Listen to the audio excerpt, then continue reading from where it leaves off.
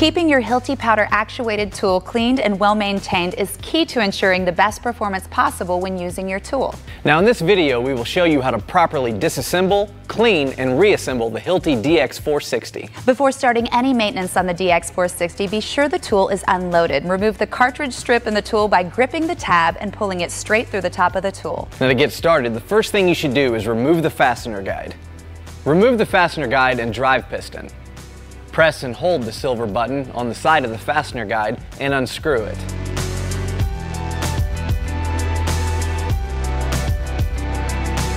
Remove the fastener guide from the tool. Pull the piston out of the fastener guide, or if it remained in the tool, remove it from the tool. Remove the piston guide sleeve assembly. Set the tool on its end, find and then press the black button on the trigger guard. Unscrew the piston guide sleeve assembly and remove it from the tool housing or body.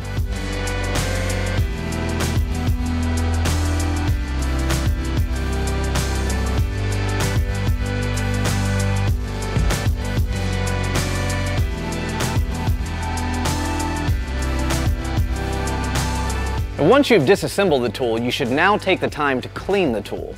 To ensure smooth and efficient operation of the DX 460, it should be cleaned regularly.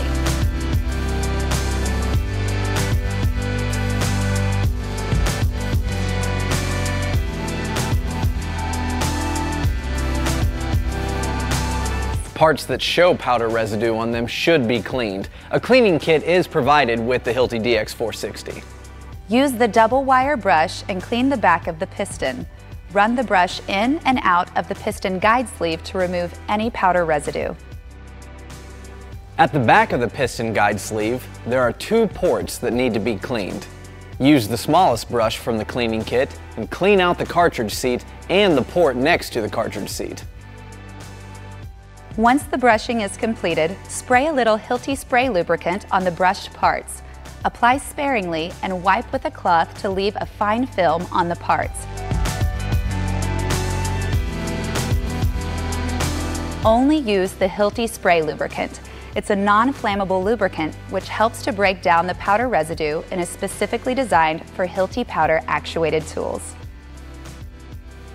Besides cleaning, you will want to check the common wear items on the tool and replace if necessary. Check the buffer. It's located in the fastener guide. To remove it, grab the buffer and roll it out of the fastener guide. This is a wear item and should be replaced whenever you change the piston. Here is an example of a new buffer and a worn buffer.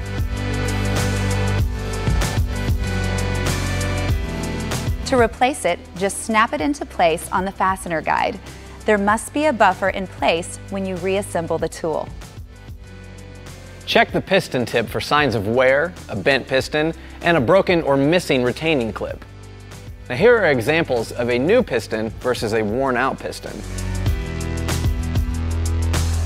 Examine the fastener guide looking for heavy wear on the nose piece, broken pieces, or cracks.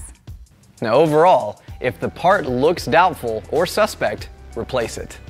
Once you have cleaned the tool and replaced any broken or worn parts, it's now time to reassemble the DX 460.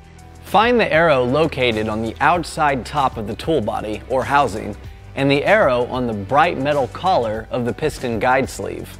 Align the two arrows and press the guide sleeve into the tool body or housing, engaging the threads. Screw the guide assembly into place until it stops and an audible click of release button is heard. Set the piston into the piston guide sleeve, inserting the big end of the piston first, as far as it will go.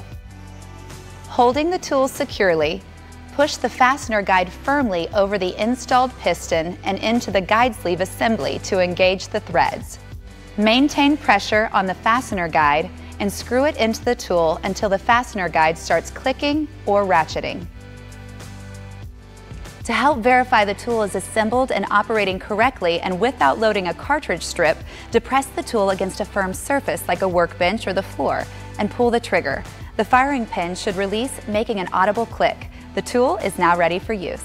If the tool has the collated nail magazine option installed, place a strip of nails in the magazine to perform the dry fire test. Now be sure there is not cartridge strip loaded in the tool. Regular cleaning and tool maintenance mean less downtime and more productivity and consistent quality in your fastenings. For more information regarding proper tool maintenance, refer to your tool's operator manual or contact Hilti Technical Services.